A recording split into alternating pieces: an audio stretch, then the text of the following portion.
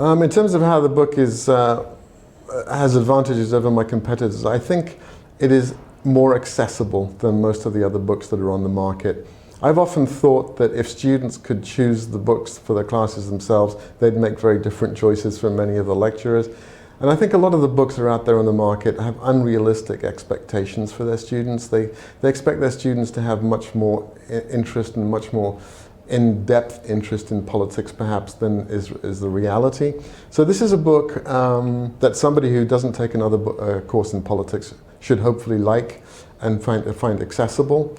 And also a book that somebody who's majoring or studying politics and wants to take many more courses in politics could find as a good survey introduction, not just to comparative politics, but also to political science. I've taught courses in different parts of the world, and one of the things that I've found is that students are actually very similar wherever you are, whether it's in Europe or North America.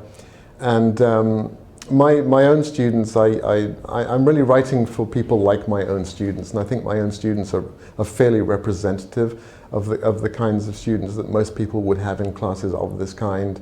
And I know the sorts of problems that they have in grasping politics and government around the world.